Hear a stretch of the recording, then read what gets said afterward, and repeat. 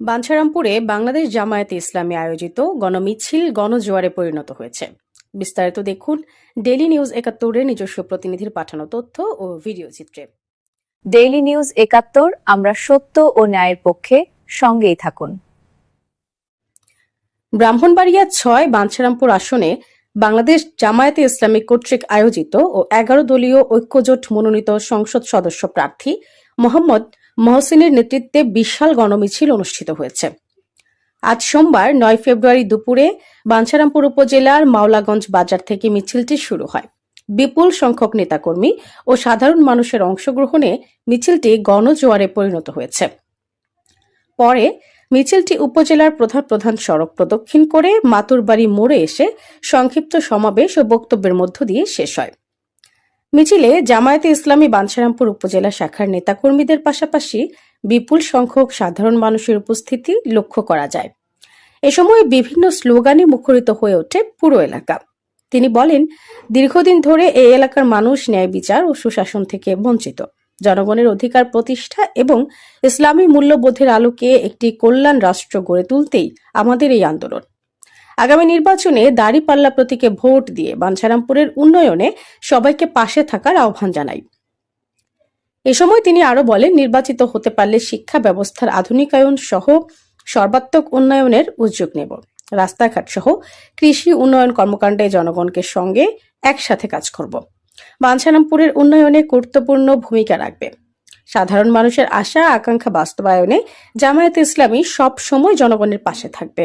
গণমিছিলে উপস্থিত ছিলেন বাঞ্ছারামপুর উপজেলা জামায়াতে ইসলামের আমির কাজী আবুল বাশার, সেক্রেটারি শামীম নূর ইসলাম, দেওয়ান মোহাম্মদ নকিবুল হুদা, সহকারী সেক্রেটারি আলাউদ্দিন সাদি, বাঞ্ছারামপুর পৌর জামায়াতের সাবেক সভাপতি মাসুদুর রহমান সহ বিভিন্ন ইউনিয়নের নেতৃবৃন্দ, কর্মী সমর্থক এবং স্থানীয় গণ্যমান্য ব্যক্তিবর্গ উপস্থিত ছিলেন।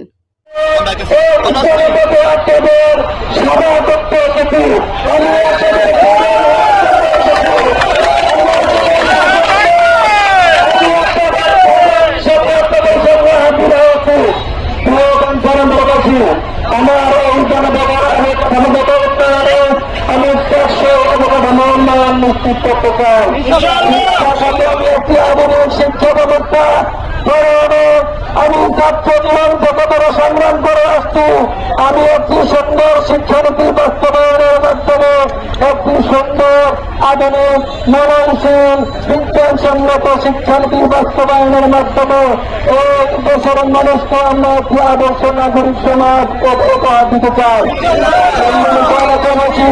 আমার এই বাঞ্ছারামপুরে আমার শিক্ষা প্রতিষ্ঠানে আমি একটি আধুনিক প্রযুক্তি নির্মাণ করে একটি নির্মাণ করে আমার এই সর্বপদে একটি মহিলা কলেজ নির্মাণ করে শিক্ষা খাতে আমি আবেদন করতে চাই।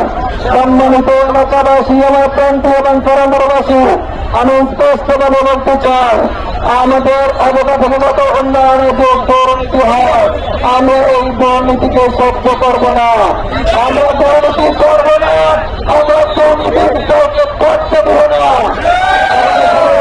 আমরা অবকাঠামোগত উন্নয়নের নেতার বীজ পরিবর্তী বিস্তার নির্দেশিত আছে 25 কিলোমিটার মেরুনঘাট।